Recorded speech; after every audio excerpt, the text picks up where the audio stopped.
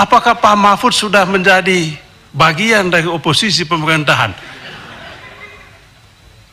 Soeharto jatuh karena ada anggota kabinetnya yang melakukan perlawanan dari dalam. Ya, maka saya waktu itu Pak Mahfud. Luar biasa Pak Mahfud. Saya mendukung. Tapi kalau saya mengenal Pak Mahfud, saatnya sudah tiba. Ya, mungkin saatnya sudah tiba. Istilahnya itu, ibu sudah hamil tua. Jangan-jangan Pak BKH, Pak Mahfud ini mau jadikan ini panggung untuk calon wakil presiden atau calon presiden. Jangan-jangan memang ada motif politik ingin menyingkirkan Sri Mulyani.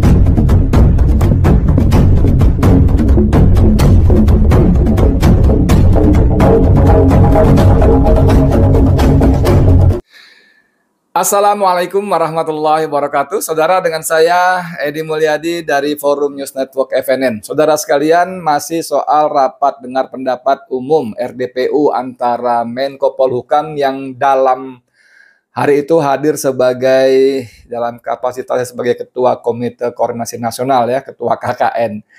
TPPU, Tindak Pidana Pencucian Uang, dengan Komisi 3 DPR Rabu 29 Maret kemarin. Menarik sekali saudara sekalian, dan terjadi debat keriuhan yang memang ciri khas rapat-rapat DPR. Cuman kali ini seperti dalam video saya sebelumnya, kali ini sepertinya anggota DPR yang di Senayan yang sering merasa sok terhormat itu ketemu batunya. Paling sedikit ketemu lawan sepadan, ketemu Mahfud MD yang saya nggak tahu apakah itu faktor Maduranya atau seperti saya bilang sebelumnya bahwa karena Mahfud merasa tanpa beban. Dia ngegas saja karena ya tadi istilah COVID ya, dia tidak punya penyakit bawaan atau komorbid. Jadi hajar bleh gitu ya. Dan memang hampir menjadi tanda kutip ya, perbincangan di awal-awal rapat itu seputar 3 anggota DPR di Senayan, yaitu Arteria Dahlan, Arsul Sani, dan Beni Kaharman. Yang pertama Arteria dari PDIP, Arsul Sani dari P3, dan Beni dari Demokrat ya. Kemarin sudah saya sampaikan soal bagaimana Mahfud tidak mempan diancam-ancam, bahkan balik menggertak. Anda jangan mengancam-ancam, saya juga bisa, Anda bisa dituduh sebagai melakukan menghalangi penegakan hukum. Wah, keren. Nah, saudara sekalian, kali ini saya mau bicara tentang slotnya Beni Harman ya, yang pada waktu-waktu sebelumnya dia mencurigai Mahfud MD mencari panggung politik untuk 2014, entah dalam kapasitas sebagai wapres atau bahkan capres. Dengan sambil bercanda, Beni menyebut tahun kemarin sebelumnya bahkan sempat mengukur baju putih, kan begitu. Peserta sidang pun tertawa. Kemudian yang menarik lagi adalah ketika Mahfud bersuara lantang soal 349 triliun, Beni mempertanyakan Mahfud ini sebagai Menko apa sebagai pengamat politik. Nah, kan menarik kan? Bahkan dalam uraian sebelumnya, Beni mengatakan jangan-jangan Pak Mahfud sudah menjadi oposisi. Menarik nggak? Jangan-jangan sudah menjadi oposisi. Ayo. Tapi walaupun dia bilang saya tidak ingin mengatakan mari bergabung, tapi menarik sekali. Nah, ini satu hal lagi saudara sekalian yang nggak kalah menariknya. Beni mengatakan dengan fenomena yang terjadi seperti ini, apalagi ada orang pemerintahan seperti Mahfud MD yang disebutnya sebagai menteri pembantu utama presiden karena dia Menko, dan dia membandingkan dengan Menteri Keuangan Sri Mulyani yang disebutnya sebagai pembantu biasa ya. Dan Beni mengatakan apakah waktunya sudah dekat? Wah, kita bingung menerjemahkannya apa waktunya sudah dekat. Bahkan Beni mengistilahkan ibu sudah hamil tua. Wah, kalau ucapan begini, ini khas ucapan oposisi. Kita tahu Demokrat, PKS itu kan oposan ya di DPR ya. Jadi wajar kalau Benny mengatakan demikian. Dan ini buat saya, buat kita, buat saya lah paling enggak, menjadi semacam clue atau ya tanda-tanda benarkah gitu ya bahwa Ibu Pertiwi sudah tua, tanda-tanda sudah dekat waktunya ya. Kembali ke soal tadi, kita ikuti coba penjelasan Benny dalam forum rapat dengar pendapat umum yang kemarin, dan dia dengan gaya khas NTT-nya kalau nggak salah ya. Benny ini senior saya, saudara sekalian, di media Indonesia. Dan memang waktu saya di sana masuk sebagai reporter tahun 96, Benny sudah menjadi redaktur yang senior ya, dan memang dia menggawangi desk politik dan punya anak buah yang lumayan tough ya di lapangan. Gayanya memang begitu dia. Pelan ngomongnya, kadang-kadang diselingi bercanda tapi lumayan tegas ya. Ini pernyataan Benny. Pak Mahfud yang terhormat secara terbuka kepada khalayak ramai menyampaikan ingin menantang Saudara Benny, Saudara Arsul Sani, dan Saudara Arteria Dahlan. Saya pun menjawab, saya siap menantang. Terima kasih banyak. Bukan untuk siapa-siapa, untuk Indonesia, untuk rakyat. Jadi tidak ada prasangka, tidak ada masalah personal, saya dengan Pak Mahfud ataupun Pak Mahfud dengan saya. Saya menantang supaya Pak Mahfud buka. Supaya buka sejelas-jelasnya. Apa yang Bapak sampaikan itu tidak menjadi pertanyaan atau spekulasi atau analisa di publik. Spekulasi itu sangat jelek. Saya termasuk yang punya prasangka jelek atas apa yang disampaikan oleh Pak Mahfud. Sehingga secara terbuka saya mengatakan, apabila Pak Mahfud tidak menjelaskan ini secara lengkap, maka saya menengarai Pak Mahfud punya motif politik. Sekali lagi, apabila tidak ada penjelasan terbuka soal ini, jadi bukan judgement yang sifatnya final, hipotetik, apa yang saya sampaikan. Apalagi setelah Ibu Sri Mulyani menyampaikan juga secara terbuka bantahan atas apa yang Pak Mahfud sampaikan. Maka rakyat bingung, jangankan publik bingung. Kami yang anggota Dewan ini, apalagi oposisi Pak Mahfud, bingung juga. Malah saya tanya-tanya, oh senang juga kita Pak Mahfud ini, ada kawan baru juga. Apakah Pak Mahfud sudah menjadi bagian dari oposisi pemerintahan? Soeharto jatuh karena ada anggota kabinetnya yang melakukan perlawanan dari dalam. Ya, maka saya waktu itu Pak Mahfud, luar biasa Pak Mahfud. Saya mendukung, tapi ini kan prasangka saya. Betul atau tidak saya tidak tahu ini. Tapi kalau saya mengenal Pak Mahfud, saatnya sudah tiba.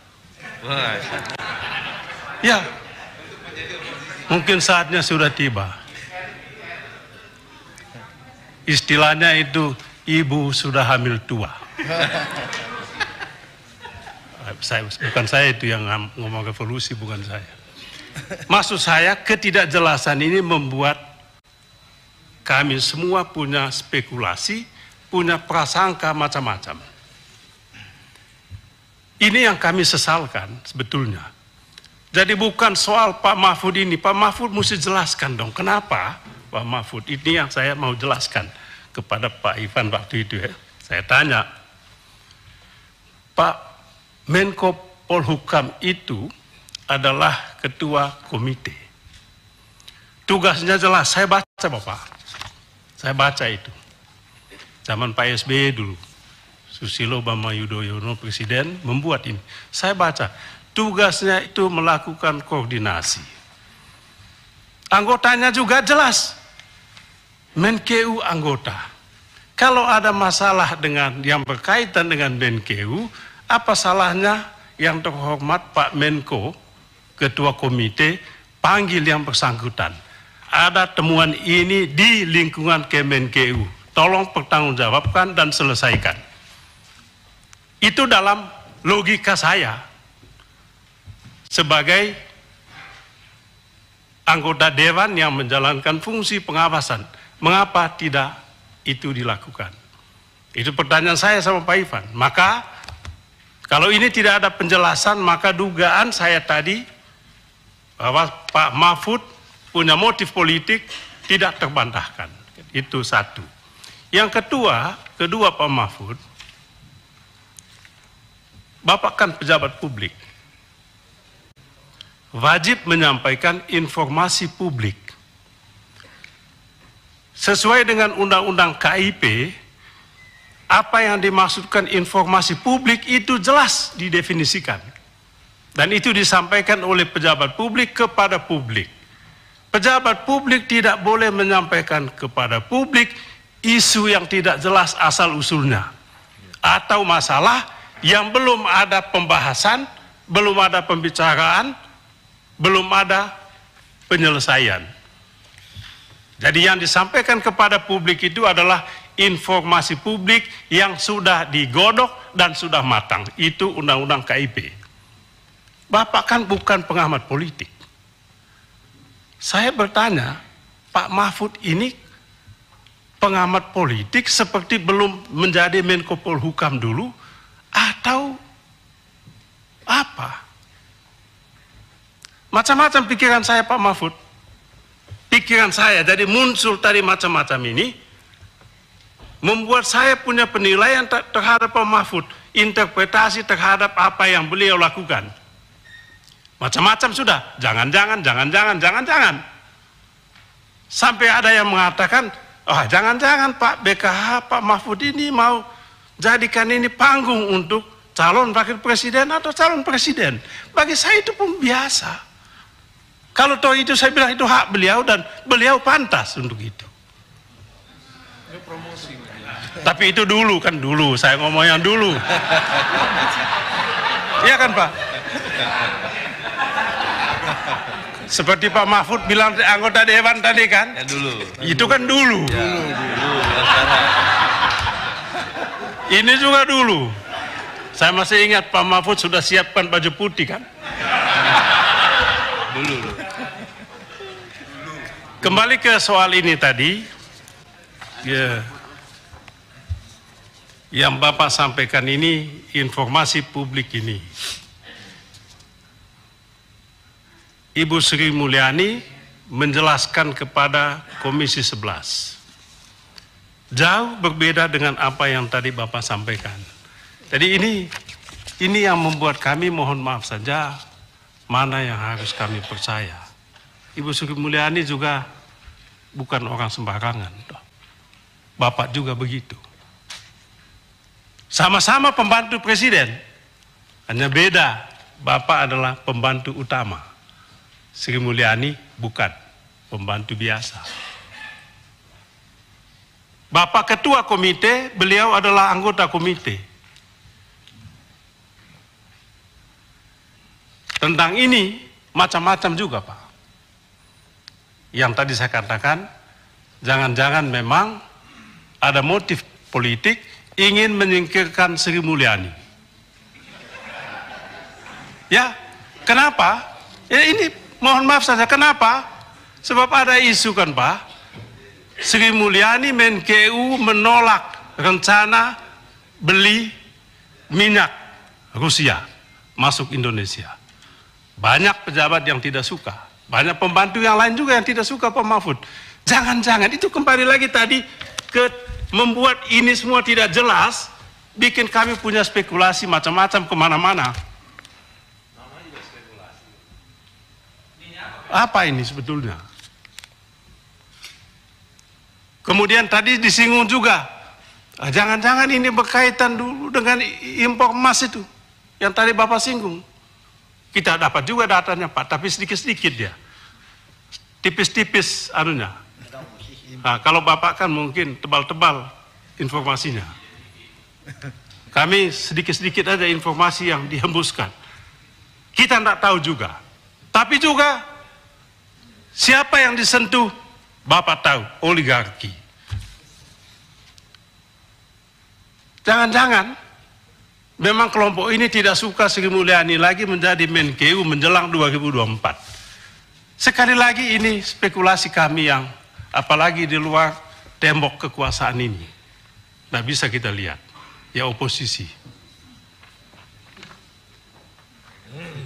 Maka sekali lagi, tolong kami dijelaskan betul Pak. Ya, kami tidak mau mengatakan Pak Mahfud mari kita gabung sama-sama. Ya, kalau betul yang Bapak sampaikan ini Pak Ketua, saya minta mohon maaf pimpinan, Pak Ketua dan para Wakil Ketua dan Bapak Ibu sekalian, kita undang Sri Mulyani. Setuju? Bukan, jangan lama-lama maksud saya. Kalau bisa besok, besok. Untuk menuntaskan ini, supaya tahu siapa yang sebetulnya melakukan pembohongan publik. Ini kan pembohongan sebetulnya. Tapi kita tidak tahu yang membohong ini siapa. Apakah Bapak, anak buah Bapak, atau Menkeu atau anak buah Menkeu yang tadi Bapak sampaikan, mungkin Menkeu dibohongin oleh anak buahnya. Sangat mungkin. Tapi ini sudah menjadi pembicaraan publik Pak, kalau bisa kita selesaikan juga secara publik. Tidak boleh ada yang ditutup-tutupi. Ini momentum yang paling pas kalau mau lakukan itu. Tapi jangan kemana-mana, jangan singgung soal apa? TPPU, ya judi-judi segala macam. Fokus ke TPPU di lingkungan Kemenkeu ini saja dulu. Sebab ini sentrum keuangan Republik kita ini. Yang terakhir Pak Mahfud, saya sebetulnya ingin tanya juga, yang Pak Ivan ngomong ini sebetulnya, ini analisis keuangan yang mencurigakan, atau sudah satu level di atas itu? Uang ini adalah hasil tindak pidana pencucian uang. Ini kan dua hal yang sangat berbeda, Bapak tahulah itu. Kan gitu dia. Kalau yang diumumkan oleh Pak Mahfud adalah 349 di lingkungan Kemenkeu, bea cukai dan pajak. Tidak ada tempat lain di situ. Kalau tadi Bapak katakan belum tentu korupsi, ya, lupakanlah itu. Tapi TPPU di sana kalau itu terjadi luar biasa Bapak. 349 triliun, 359 triliun. Uang besar sekali kita ini. Kalau memang itu terjadi, saya rasa panggil Sri Mulyani, kalau bisa bentuk pansus, lebih pas lagi. Supaya kita lebih mendalam, istilah Latinnya duc in altum. Masuk lebih jauh, masuk lebih dalam. Itu yang saya ingin sampaikan. Terima kasih. Mohon maaf kalau ada yang kurang berkenan. Terima kasih.